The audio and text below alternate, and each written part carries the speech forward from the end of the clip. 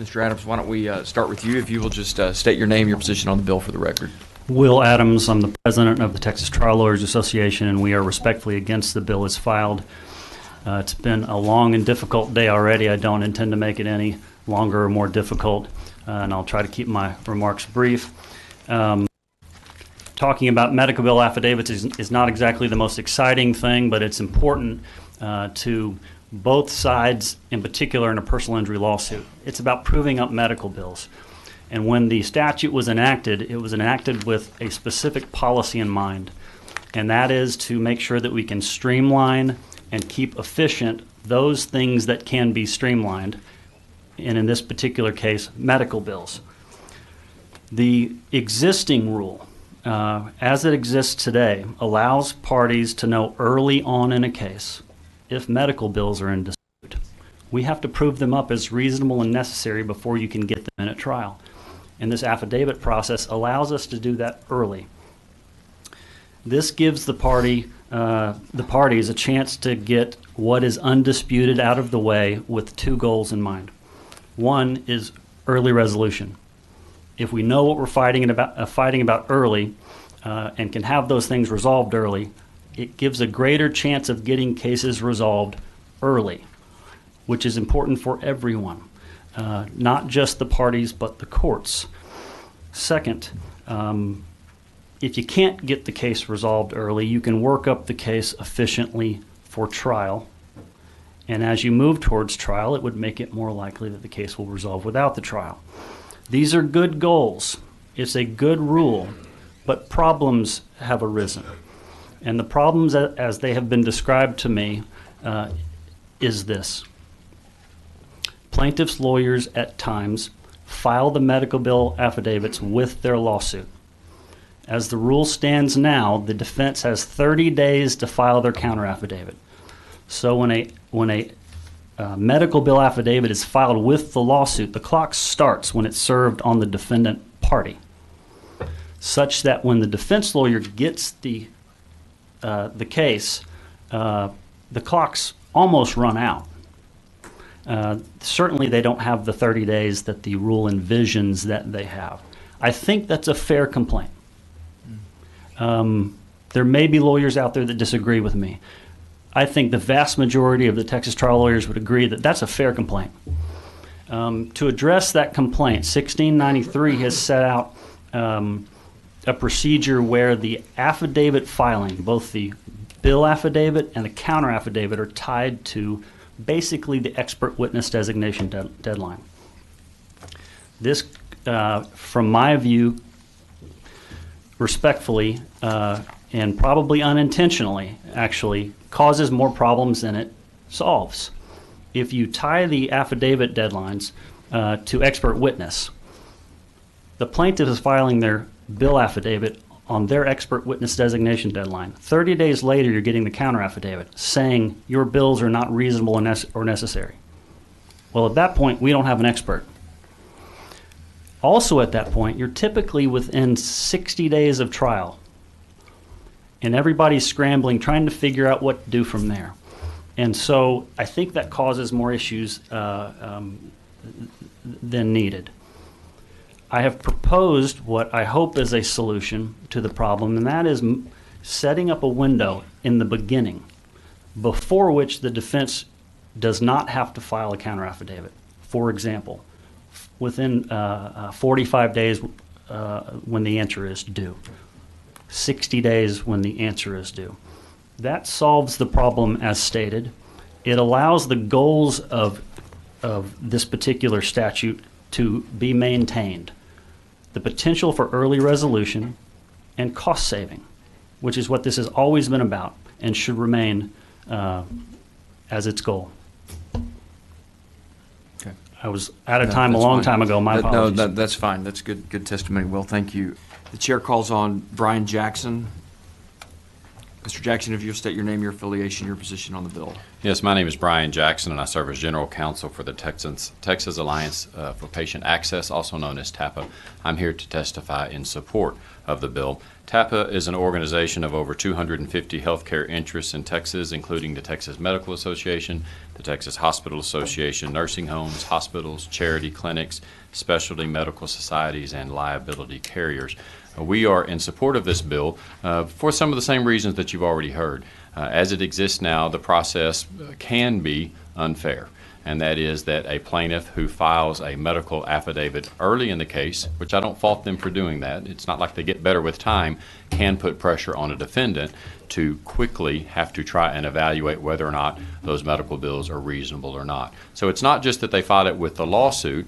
If they file it a week or two after you answer the lawsuit, your 30-day clock starts to tick. You're not allowed to depose the plaintiff during that time necessarily. You can't get your interrogatories answered. You can't get written discovery back. You can't evaluate their claim. There are certain things that you cannot do, so you can't tell whether you should controvert that medical affidavit or not. I've been handling medical malpractice cases for almost 30 years, and what happens is that if you file that medical affidavit early, if the plaintiff does, I have no choice but to try and controvert your affidavit, even if I don't know that I should controvert it. But I'm going to lose my window to do that. And so having it happen early in the case makes it difficult to defend the case. And so what we would like to see with the passage of this bill is a more fair system whereby a defendant has more of an opportunity to evaluate those affidavits. Many times, if I get a chance to evaluate them, I won't controvert them because they look fine to me. But if I don't have the time, I have to controvert because I will lose my ability to do that. The bill also makes clear that neither the plaintiff nor the defendant can try and use that affidavit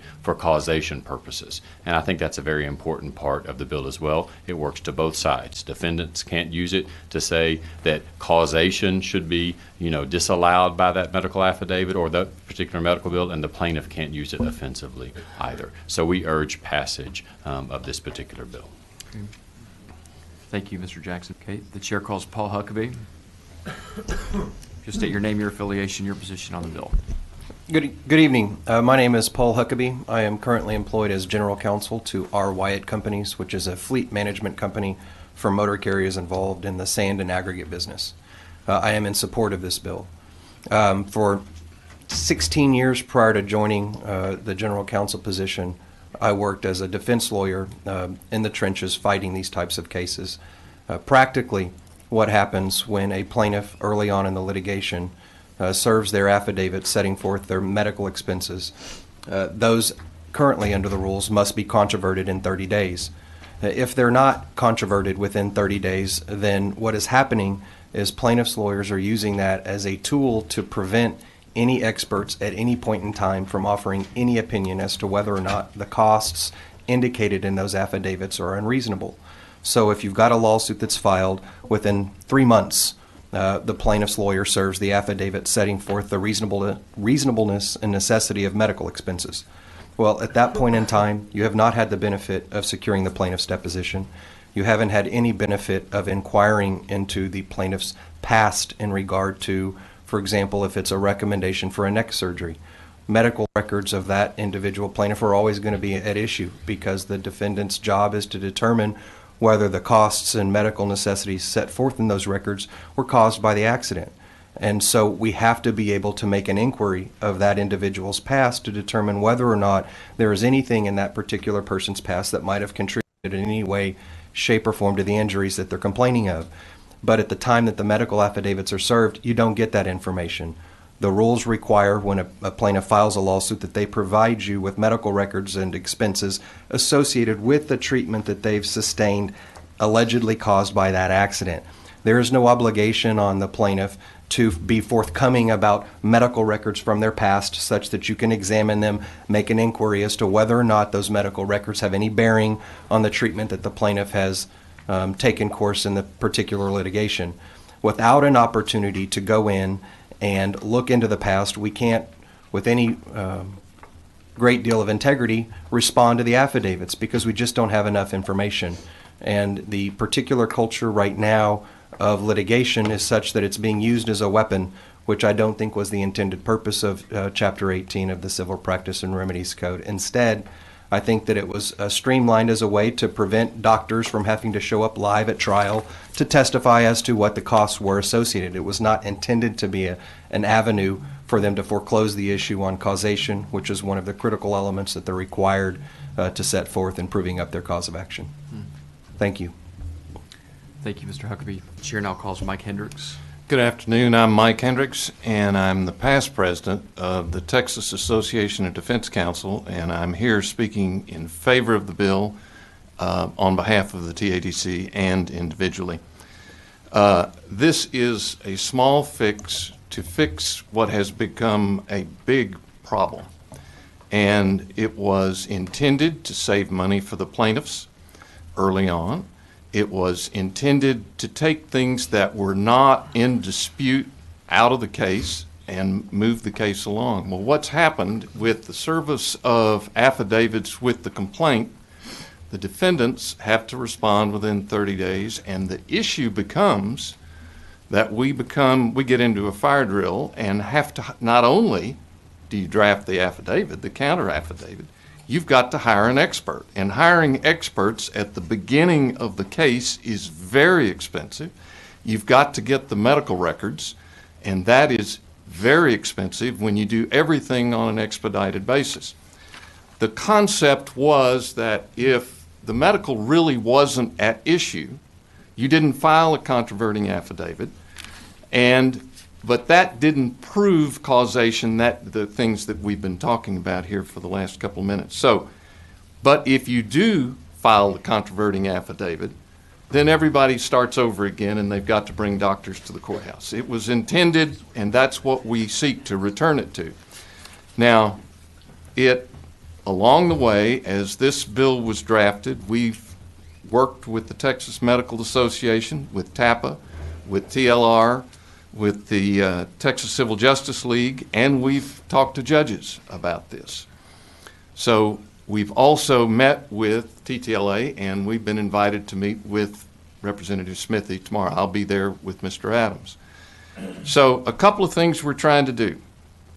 First, with the timing, Mr. Adams talked about that we wanted to be able to determine early in the case. Well, the problem is we've got to move it away from the beginning of the case, and so we looked at what made sense, and what made sense was tying it to experts, because by the time you got around to experts, you knew enough about the case, what kind of experts you needed, and those experts could be used to file the counter affidavits, and you were not roaring around hiring somebody at the beginning. So what we've done is that we moved it to that point where we would tie it to experts, or so many days before trial, 90 days before trial, and then 60 days for the defendant. Or a court may set different deadlines, or the parties may agree to different deadlines. So we've made it flexible, but we tried to move it to the middle of the process to where it made sense. Secondly, you've heard us talk about that, it was mentioned by others here, that we have in there that this affidavit, if not controverted, does not establish proximate cause, meaning that we're still able to say, wait a minute, that we're able to cross-examine and able to talk about it. It was never intended from the beginning of this entire process back in 1979 to be a position to where the jury was bound by those numbers. We also have in the bill that currently can be signed, it was intended, it was either the doctor who provided or the hospital who provided the service, or we had the people who were the custodians of the records for that group.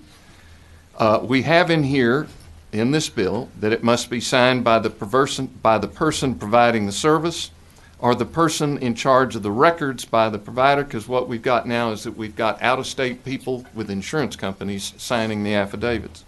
Finally, sometimes we find that there are disagreements of when the counter affidavits or the affidavits were served on the other party, because you don't file them with the court for privacy purposes. And So we just say, we had in there that when you file an affidavit or a counter affidavit, that you give notice of it and you put that in the court so it establishes a date. So what are we doing here? Small changes.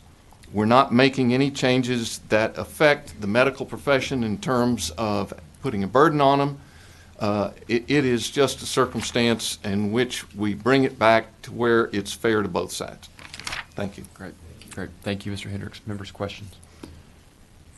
That's what I meant to say in my layout. Yeah, right. So, Right. Representative Krause, thank you. And I'm glad to hear that you are meeting with Representative Smithy tomorrow, and I look forward to getting an update from that meeting. Members, any questions further? Okay, thank you. Thanks, each of you. Does anyone else wish to testify on, for, or against House Bill 1693? The chair seeing none, the chair calls on Representative Krause to close